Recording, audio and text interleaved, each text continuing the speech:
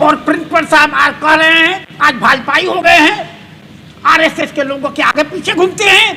मैंने दिन इनका देखा है, मैं शहाबुद्दीन का काफ़ी निकट रहा हूँ। मैं पार्टी का समर्थक नहीं था, लेकिन शहाबुद्दीन का मैं समर्थक था, मरते दम तक उनका समर्थन करूँ। आयुर्वेदिक कॉलेज के कुछ कर्मचारी कहते हैं कि शहाबुद्दीन का इसमें योगदान नहीं है, इस पर आप क्या कहना चाहिए? सर, कॉलेज के कर्मचारी प्रेस वार्ता करके ये कह रहे हैं कि इस कॉलेज को बनाने में शहाबुद्दीन का कोई योगदान नहीं है, जो सिवान के पूर्व सांसद। यह कॉलेज जो है इसकी स्थापना पंडित रामचंद्र त्रिपाठी ने जरूर की थी, लेकिन खंडहर के रूप में 2 कमरे चल रहे थे संस्कृत कॉलेज के, उसी में 2 कमरे से खपड़े। इस कॉलेज का जो भी स्वरूप है, वहाँ का स्वरूप या हॉस्पिटल का स्वरूप, ये सब देन है डॉक्टर मोहम्मद शहाबुद्दीन की। कि जिस कर्मचारी ने कहा वो सरासर झूठ बोलता है और उसको पता ही नहीं है कि शहाबुद्दीन कौन थे। शहाबुद्दीन का योगदान नहीं रहता तो सीवान जिला से शिक्षा जो है, शिक्षा रहती जैसे छपरा में गोपालगंज में है वैसे ही रहती। उस उच्च शिक्षा को एक स्तर देने का काम अगर किया तो डॉक्टर मोहम्मद शहाबुद्दीन ने किया। सर, ये मान के चला जाए कि आयुर्वेदिक कॉलेज जो है सेंटर ऑफ करप्शन बन चुका है, आउट एंड आउट पूर्ण रूपेण करप्शन का सेंटर हो गया है और आने वाले दिनों में और करप्शन का केंद्र बनेगा। मैं आपको भविष्यवाणी कर देता हूँ, अंतिम दम तक जब तक मेरी सांस रहेगी तब तक मैं लड़ूंगा, और उसके बाद अगर दूसरे जीवन में जाऊंगा, भगवान ने अगर आदमी बनाया और उनको भी आदमी बनाया तो मैं वहां भी इनको नहीं छोड़ने जा रहा। मैं आपको चुनौती देता हूं प्रजापति त्रिपाठी को। तमाम प्रकरण को जो मीडिया उठा रहे हैं उन पे भी एफआईआर करने की बात कर रहे हैं, मनहानि का मुकदमा करने की बात कर रहे हैं। हमारे मीडिया बंधुओं को जो मुकदमा करने की धमकी दे रहे हैं लोग कि हम लोग मुकदमा करेंगे, आप पर डैमेज सूट करेंगे, मानहानि का मुकदमा करेंगे, उनसे मैं ये पूछना चाहता हूँ, वो तो कर नहीं सकते हैं। मैं मीडिया कर्मियों के साथ हूँ। मैंने तो कहा है एक मीडिया कर्मी से, देखिए अगर वो मुकदमा करते हैं तो हम वकील रखेंगे, हम खर्च करेंगे, आप निश्चिंत रहिए। झूठी बात होगी तब ना, और वो झूठी हो जाएगी, उसके बाद करने वाले का क्या होगा। मैं ये कहना चाहता हूँ कि सिवान के पूर्व कैबिनेट मंत्री श्री विक्रम कुंवर जी ने यह कहा है, कई बार कहा है कि ये जो है भ्रष्टाचार का केंद्र है, प्राचार्य भ्रष्टाचारी हैं और एम्बुलेंस से, कॉलेज के एम्बुलेंस से शराब ढोई जाती है, नामांकन में पैसे लिए जाते हैं, तो उन पर ये मुकदमा करने की ताकत नहीं है। सर अगर देखा जाए पॉलिटिकल, अगर हम लोग परिप्रेक्ष्य में देखते हैं तो ऐसा लगता है कि जैसे एक पार्टी विशेष का वहाँ पर एक जमावड़ा लग गया है। पार्टी विशेष का जमावड़ा नहीं है, पार्टी विशेष का और जात विशेष का भी जमावड़ा है। मैं ये कहता हूँ एक भी माइनॉरिटी का कोई टीचर नॉन टीचर है वहाँ? कितने राजपूत हैं, कितने भूमिहार हैं, कितने बैकवर्ड कास्ट के लोग हैं। ये आप गंभीर आरोप लगा रहे हैं, मतलब क्या जातीयता भी करते हैं क्या प्रिंसिपल साहब लोग वहाँ के? पार्डन? जातीयता भी करते हैं, कास्टिज्म। प्रिंसिपल साहब घोर जातिवादी हैं, जातीयता नहीं करते हैं, घोर जातिवादी हैं। हमको थ्रेटिंग दिया गया है कि दयानंद आयुर्वेदिक मेडिकल कॉलेज और अस्पताल के कुछ शिक्षकों, छात्रों, कर्मचारियों ने प्रेस कॉन्फ्रेंस करके 5 तारीख को सेकेंड हाफ में अपराह्न में मुझ पर यह आरोप लगाया है कि मैं इस कॉलेज को बर्बाद करने के लिए तुल गया हूँ और हमारे चलते ही यहाँ परीक्षा नहीं होती है, हमारे चलते ही एडमिशन नहीं हो रहा है और हमारे चलते सारी परेशानियां हैं। मैं स्पष्ट रूप से कहना चाहता हूं कि मैं कभी भी छात्रों के और कर्मचारियों के अहित में नहीं हूं। बराबर मैंने हित चाहा है और आज भी हित चाह रहा है। जब मैं सचिव था तो मैंने पहली बार कर्मचारियों का वेतन बढ़ाया, उनका पीएफ नहीं कटता था, मैंने पीएफ कटवाने का सिस्टम शुरू किया, एक व्यवस्था कायम करने की कोशिश मैंने की। बाद में कुछ घटनाएं ऐसी हो गई जिसके चलते हमको सचिव से हटना पड़ा। दूसरी बात यह है कि दयानंद आयुर्वेदिक मेडिकल कॉलेज और अस्पताल 2008-9 से ही ये चर्चा में, मीडिया में कम आता था, अब मीडिया में भी आ रहा है। 2 साल से ये मीडिया में ज़्यादा आ रहा है, इसलिए कि प्राचार्य भ्रष्टाचार करते थे और उसी भ्रष्टाचार के चलते मैंने उन्हें निलंबित किया था। महामहिम के आदेश से वे निलंबन मुक्त हुए थे और एक जांच समिति बनी थी। जांच समिति ने इनके विरुद्ध कड़ी टिप्पणी की है। अगर कहिएगा तो कुछ पार्ट में दिखा दूंगा। उसमें 2 वाइस चांसलर थे, एक वाइस चांसलर, एक डिप्टी रजिस्ट्रार थे कामेश्वर सिंह दरभंगा संस्कृत विश्वविद्यालय दरभंगा के, और एक senior most principal Bihar university Muzaffarpur के थे। उन लोगों ने लिखा है अपने रिपोर्ट में, और की बात तो छोड़िए, लिखा है कि प्राचार्य किसी की बात नहीं मानते, सेक्रेटरी की बात तो छोड़िए, मैनेजिंग कमेटी की बात नहीं मानते, कुलपति की बात नहीं मानते, और सबसे बड़े जो होते हैं विश्वविद्यालय के पदाधिकारी और इन ऑल महामहिम राज्यपाल की बात भी नहीं मानते। कहिएगा तो मैं उसका फोटो आपको दे दूंगा। उसके बाद बोला जाए, बोला जाए। और क्या लिखा है सर उसमें? जी, और क्या लिखा है उसमें लिखा है कि इन पर दंडात्मक कार्रवाई की जाए और इन्होंने जितना भ्रष्टाचार किया है उसकी और जांच की जाए। इनकी डिग्री बीए एमएस से इन्होंने पीएचडी किया है, उसका कोई प्रावधान नहीं है। इसकी जांच विश्वविद्यालय को करनी चाहिए। रिपोर्ट इतनी मोटी है, वो रखी हुई है, ये रिपोर्ट है, मैं आपको दिखा दूँ बेटा, जिस पर खाली लिखा है कुलपति, ये देखिए इतनी मोटी रिपोर्ट है, जांच समिति की रिपोर्ट है। और रिपोर्ट को यहाँ के लोगों ने ठंडे बक्से में करवा के रख दिया। उसमें राजनेता भी थे। मुझे खुलकर कहने में कोई दिक्कत नहीं है कि एक राजनेता शिक्षक भी थे, हैं, आप तो रिटायर कर गए, श्री महाचंद्र प्रसाद सिंह, उन्होंने अथक प्रयास किया कि रिपोर्ट को ठंडे बक्से में रख दिया जाए। ठंडे बक्से में रख दिया गया, राज्यपाल ने कोई कार्रवाई। कब का रिपोर्ट है सर? जी, कब का रिपोर्ट है? ये रिपोर्ट है 2014-15। अच्छा, कोई कार्रवाई नहीं हुई, मैं लिखता रह गया। महामहिम को मैं लिखता रह गया। कार्रवाई नहीं हो रही है, किसकी कमी कही जाए? जी, कार्रवाई नहीं हो रही है कार्रवाई? आखिर इसका क्यों नहीं हो रही है? इसका वजह क्या मानते देखिए, हैं? मैं बता रहा हूँ, भ्रष्टाचार है, घुसखोरी है, क्या है? पैसे के बल सारे लोग जानते हैं कि धन, बल, छल, तीनों हमारे प्राचार्य के पास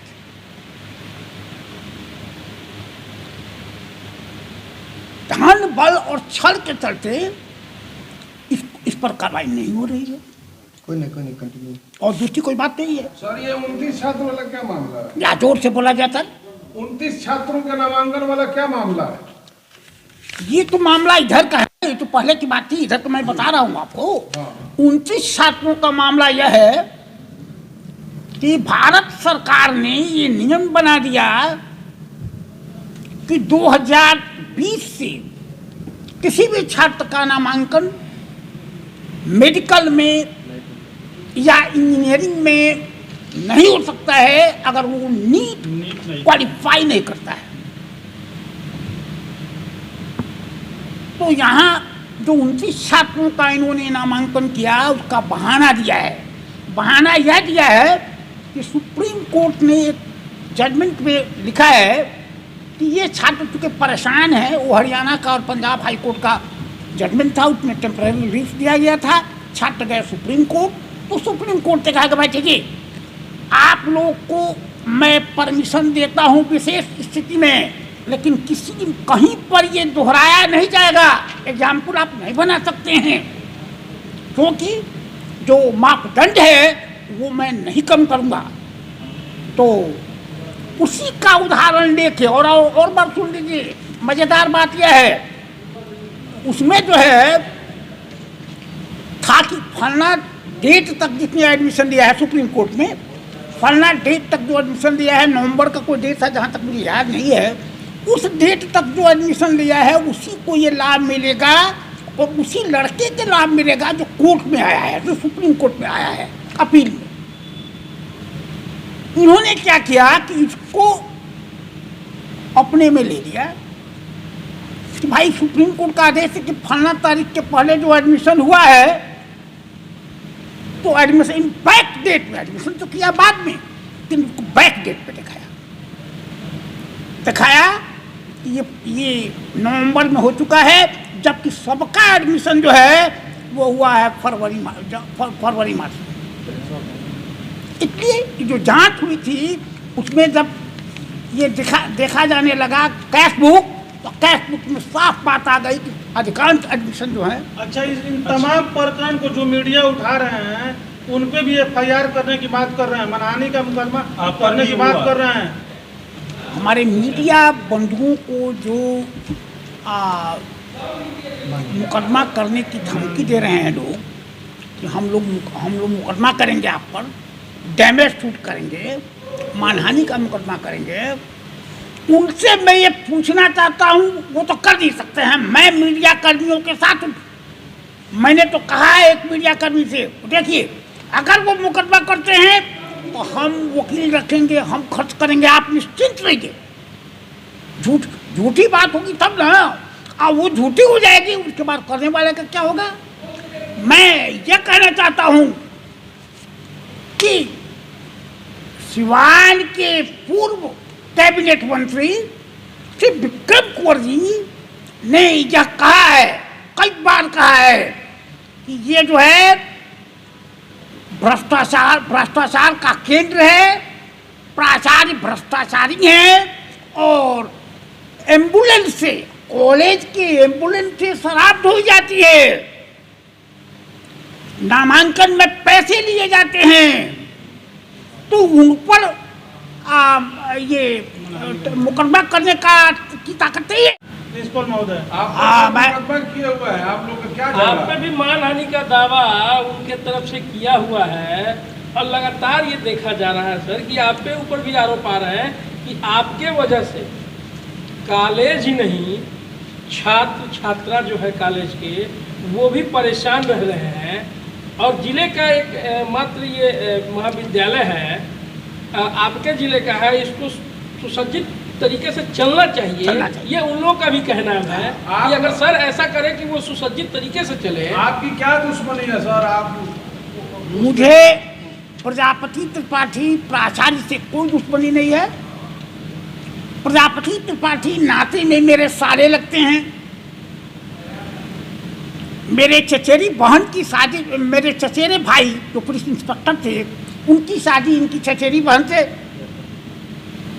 तो जब मैं सेक्रेटरी हुआ तो इनको काफ़ी वार्निंग मैंने दिया कि भाई देखिए हम दूसरे टाइप के आदमी हैं, हम भ्रष्टाचार बर्दाश्त नहीं करेंगे, अकर्मण्यता बर्दाश्त नहीं करेंगे। लाख वार्निंग के बाद भी इन्होंने अपना काम धंधा जारी रखा। हमने वार्निंग दिया, मैंने इनके जो छोटे भाई हैं इनके कर्ता दत्ता विश्वविद्यालय में, मैं नाम बोल रहा हूँ, वाचस्पति त्रिपाठी या क्या नाम है, क्या नाम है? त्रिपाठी। हाँ जी, उनको वार्निंग दिया है कि भाई देखिए ये ऐसा कर रहे हैं, इनको सस्पेंशन के अलावा मेरे पास कोई रास्ता नहीं था। वो भी आए थे हमारे घर पर, इनकी मैडम आई थी, इन लोगों ने कहा कि माफ़ कीजिए अभी ऐसा नहीं करेंगे। लेकिन जब इन्होंने अपना रास्ता नहीं छोड़ा तो मैंने इनसे शोकोज किया। शोकोज का जवाब नहीं देना शुरू किया, शोकोज का जवाब ही नहीं देते थे। अंत में वित्तीय अनियमितता, एडमिनिस्ट्रेटिव लैप्सेज के आरोप में रजिस्टर चिट्ठी जाती थी, उनको लौटा देते थे कि मैं नहीं लूँगा, मैं इनको सेक्रेटरी नहीं मानता। ऐसी स्थिति में मुझे इनको निलंबित करना पड़ा। आपके ऊपर भी तो 1.5 लाख का गमन का आरोप लगा हुआ हाँ, है। बोला जाए ठीक है, मेरे ऊपर भी 1.5 लाख के गमन का आरोप है। जब मैंने उन्हें निलंबित कर दिया, जहाँ तक मुझे याद है इनका निलंबन हुआ था मार्च 2009 में। 2009 में मार्च में इनका निलंबन हुआ था। निलंबन के बाद, निलंबन के करीब 1.5 महीना के बाद इन्होंने 1.5 लाख रुपए के गमन का झूठा मुकदमा किया। वैसे न्यायालय फैसला करेगा, न्यायालय में मुकदमा चल रहा है। कुछ चुनिंदा मीडिया कर्मियों को बुला करके वहाँ पर कुछ सीवान के वो मीडिया कर्मी जो वहाँ के भ्रष्टाचार से जुड़ी खबरें चलाते हैं, उनको धमकाया गया कि उन पर मानहानि हो जाएगा। इस बात को आप किस रूप में देखते हैं? किसी हालत में मानहानि नहीं होगी। उन्होंने अभी अखबार में लिखा है कि किसी आरोप का जवाब पाठक जी नहीं देते हैं। जो भी आरोप लगाया गया है वो सारा आरोप पाठक जी पर सही है। मैं आपको चुनौती देता हूँ प्रजापति त्रिपाठी को। मैंने एसडीएम सिवान से first class to magistrate, Siwan के सबसे बड़े मजिस्ट्रेट पावर सबसे बड़ा उन्हीं का होता है, मैंने एफिडेविट करके महामहिम को दिया है। श्री महाचंद्र सिंह ने, इन्होंने सचिव जो हैं उन्होंने यहाँ जांच में कहा कि ये कोई एफिडेविट देते नहीं है, ऐसे ही अनर्गल चार्ज लगाते हैं। तो मैंने कहा कि मैं दे देता हूँ। इन लोगों ने कहा कि नहीं, एफिडेविट नोटरी मजिस्ट्रेट जो होता है उन लोगों ने कहा कि नहीं, फर्स्ट क्लास मजिस्ट्रेट से।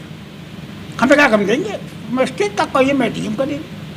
मैंने दिया और सारे आरोप सही पाए गए हैं। और मेरा कहना सही है कि उनका कहना सही है। जांच रिपोर्ट के जो माननीय सदस्य हैं, जो अभी जीवित हैं, उनसे आप अभी तो उनका जो भी आरोप है वो तो अभी मीडिया के सामने आके नहीं कह रहे हैं। आपका ये कहना है कि वो शिक्षकों से कहवा रहे हैं। जी, कहवा रहे हैं। हम चाहते हैं, देखिए मैंने मीडिया को कहा है और लोगों से भी कहा है, उनके लोगों से भी कहा है कि अगर वास्तव में वे प्राचार्य हैं और सही शिक्षाविद हैं, ईमानदार हैं, तो मैं चुनौती देता हूं सीमान के इंटेलेक्चुअल को बुलाया जाए और वे प्रश्न करें, मैं उत्तर दूंगा। अब मैं प्रश्न करूंगा, उसका उत्तर वो दे दें। जो जांच कमेटी आई थी, जांच कमेटी ने मीडिया के सामने ये बात कही थी कि जो प्रजापति त्रिपाठी है वो दोषी हैं। तो फिर आखिर आज तक कार्रवाई क्यों नहीं हो पा रही है? ये इसको कैसे देखते हैं आप? क्यों कार्रवाई नहीं हो पा रही है? मीडिया के मेरे बंधुओं, कुछ ऐसी पाबंदी होती है जिसमें चाह कर भी कोई आदमी बोल नहीं सकता है, उसकी जबान बंद रहती है। ये सारा जो कुछ हो रहा है राजभवन से हो रहा है। अब यह जो है राजभवन के ऊपर किसी को स्पष्ट रूप से कमेंट करने का अधिकार नहीं है, कॉन्स्टिट्यूशन नहीं देता है। सर, उसी जांच रिपोर्ट में ये भी कहा गया है कि 2018-19 में जो एडमिशन हुआ है वो अवैध सत्र में हुआ है, वो भी गैर कानूनी ढंग से हुआ है। वो 18-19 से क्या मामला है? 18-19 का मामला यह है, वो तो मेरे पास पेपर से है, अगर चाहिए तो हम दे देंगे। 18-19 का मामला यह है कि CCIM जो आजकल NCISM हो गया है, उसकी बॉडी आई और उसने इंस्पेक्शन किया। क्या बात है? हर साल बिना इंस्पेक्शन के इंजीनियरिंग कॉलेज या मेडिकल कॉलेज का रिन्यूअल नहीं होता है। सर, इस पूरे प्रकरण को आप न्यायपालिका जो है सर एक इसका उत्तर दे दे, एक मिनट पर। तो उसमें जो है, उसमें आया, टीम आई, टीम ने लिखा कि यहाँ पर कोई इंफ्रास्ट्रक्चर नहीं है, and I recommend that war should not be admitted in session 18-19। उसने बिहार गवर्नमेंट ऑफ इंडिया को दे दिया, बिहार गवर्नमेंट को दे दिया और लिख दिया, चिट्ठी भी है मेरे सामने, आपको पढ़ा देते हैं। बिहार गवर्नमेंट को कहा कि आप इंश्योर कीजिए, यूनिवर्सिटी को कहा, कामेश्वर सिंह दरभंगा संस्कृत यूनिवर्सिटी को इंश्योर कीजिए। इंश्योर का मतलब समझते ना, मैंने एकदम सुनिश्चित कीजिए कि एक भी क्या हो रहा है यहाँ बोलिए, क्या हुआ लगा? बोलिए आप। आयुर्वेदिक कॉलेज के कुछ कर्मचारी कहते हैं कि शहाबुद्दीन का इसमें योगदान नहीं है, इस पर आप क्या कहना चाहिए? देखिए, झूठी बात मैं नहीं बोलता, झूठी बात मैं नहीं बोलूँगा। यह कॉलेज जो है, इसकी स्थापना पंडित रामचंद्र त्रिपाठी ने जरूर की थी, लेकिन खंडहर के रूप में 2 कमरे चल रहे थे संस्कृत कॉलेज के, उसी में 2 कमरे से खपड़े। इस कॉलेज का जो भी स्वरूप है, वहाँ का स्वरूप या हॉस्पिटल का स्वरूप, ये सब देन है डॉक्टर मोहम्मद शहाबुद्दीन की। और प्रिंसिपल साहब आज कह रहे हैं, आज भाजपाई हो गए हैं, आरएसएस के लोगों के आगे पीछे घूमते हैं। मैंने दिन इनका देखा है, मैं शहाबुद्दीन का काफ़ी निकट रहा हूँ। मैं पार्टी का समर्थक नहीं था, लेकिन शहाबुद्दीन का मैं समर्थक था, मरते दम तक उनका समर्थन करूँगा। शहाबुद्दीन सिवान के और प्रतिनिधि इस पर आवाज क्यों नहीं उठाते? बहुत सारे देखिए, हमसे आप पूछिएगा तो हम ऐसी बात कहेंगे कि सारे जनप्रतिनिधियों को बुरा लगेगा। मैं स्पष्ट कहता हूँ, ये कलयुग है। कलयुग में क्या होता है आप लोग बड़ी भांति बात जानते हैं, बड़ी भांति जानते हैं। मैं एक माननीय विधायक की बात आपको बता रहा हूँ, कहिएगा तो मैं नाम या पता लगा लिया, मैं कह दूंगा। उन्होंने अखबार में निकाला कि कल प्रेस कॉन्फ्रेंस करूंगा, और हमारा फ़ोन नंबर उनके पास नहीं था। तो हमारे संबंधी एक हैं कांग्रेस के नेता पारसनाथ पाठक हंसुआ के, उनसे उन्होंने नंबर दिया, कहा कि इज्जत जा रही है, प्रिंसिपल कॉलेज को बर्बाद कर रहा है, कल प्रेस कॉन्फ्रेंस पर आइए, इसको हम बर्बाद करके छोड़ेंगे। 1 साल से लगे हुए, अभी तक कुछ नहीं हुआ। रास्ता बदलेंगे या वैसे ही चलते रहेंगे? रास्ता एक सेकंड सुन लीजिए। उसके बाद जो है नेक्स्ट प्रेस कॉन्फ्रेंस की जो बात थी 10 बजे दिन में आईबी में, हमको सवेरे 7 बजे फोन आ गया कि पोस्टपोन किया गया। इसलिए किया गया होगा, मुझे लगता है कि आपस में समझौता हो गया, बात खत्म। मैं किसी दिन नहीं डरता, जान जाइए आप, कितना भी बड़ा नेता हो, मैं डरने वाला नहीं हूँ। मेरी उम्र 79 होने जा रही है, अब क्या मैं डरूंगा, जिंदगी में नहीं डरा। मैंने शहाबुद्दीन से भी शहाबुद्दीन भी जानते थे कि डरने वाले आदमी नहीं है। सर, ये मान के चला जाए कि आयुर्वेदिक कॉलेज जो है सेंटर ऑफ करप्शन बन चुका है, आउट एंड आउट पूर्ण रूपेण करप्शन का सेंटर हो गया है, और आने वाले दिनों में और करप्शन का केंद्र बनेगा। मैं आपको भविष्यवाणी कर देता हूँ, इसलिए कि वाइस चांसलर जो भी बहाल हो रहा है वह भले ही पढ़ा लिखा हो, लेकिन उसके अलावा और जो कैपेसिटी होती है एडमिनिस्ट्रेटिव, वो नहीं है, कॉलेज डराया जाता है, सर, वाइस कॉलेज चांसलर के पैसा लेता है। सर, कॉलेज के कर्मचारी प्रेस वार्ता करके ये कह रहे हैं कि इस कॉलेज को बनाने में शहाबुद्दीन का कोई योगदान नहीं है, जो सिवान के पूर्व सांसद साहब। मैं ये जानना चाहता हूँ, नहीं बाबू एक मिनट, मैं ये कहना चाहता हूँ कि जिस कर्मचारी ने कहा वो सरासर झूठ बोलता है, और उसको पता ही नहीं है कि शहाबुद्दीन कौन थे। शहाबुद्दीन का योगदान नहीं रहता तो सीवान जिला से शिक्षा जो है, शिक्षा रहती जैसे छपरा में गोपालगंज में है वैसे ही रहती। तो उच्च शिक्षा को एक स्तर देने का काम अगर किया तो डॉक्टर मोहम्मद शहाबुद्दीन ने किया। आज की प्रेस वार्ता का कारण क्या रहा? पढ़ा जाए। आज की प्रेस वार्ता का कारण क्या रहा जी, आज की प्रेस वार्ता का क्या कारण रहा? आयुर्वेदिक कॉलेज सर, आज का आज प्रेस वार्ता का कारण यह है कि 5 तारीख को वहाँ के एम्प्लॉई ने, वहाँ के टीचर ने हमारे खिलाफ बहुत सा विषबमन किया, गलत आरोप लगाए, हमारी छवि धूमिल हुई। इसीलिए मैंने सोचा कि प्रेस को बुलाकर मैं अपनी स्थिति स्पष्ट करूं। सर वर्तमान में जो आयुर्वेदिक कॉलेज का शासी निकाय है, गवर्निंग बॉडी है, क्या उस गवर्निंग बॉडी को, शासी निकाय को अविलंब राज्यपाल के द्वारा आदेश देना चाहिए कि निरस्त कर दिया जाए? आदेश क्या देना चाहिए? मैं आपसे कहता हूं कि जो उच्च स्तरीय जांच समिति बनाई थी पूर्व राज्यपाल ने, श्री फागू चौहान ने, उसने रिकमेंड किया है इमीडिएट शासी निकाय को भंग किया जाए। इमीडिएट का मतलब समझते हैं आप? तुरंत। और उसकी जगह पर एडहॉक कमेटी बनाई है। आयुर्वेदिक कॉलेज सर अगर देखा जाए पॉलिटिकल, अगर हम लोग परिप्रेक्ष्य में देखते हैं तो ऐसा लगता है कि जैसे एक पार्टी विशेष का वहाँ पर एक जमावड़ा लग गया है। पार्टी विशेष का जमावड़ा नहीं है, पार्टी विशेष का और जात विशेष का जमावड़ा है। मैं ये कहता हूँ एक भी माइनॉरिटी का कोई टीचर नॉन टीचर है वहाँ?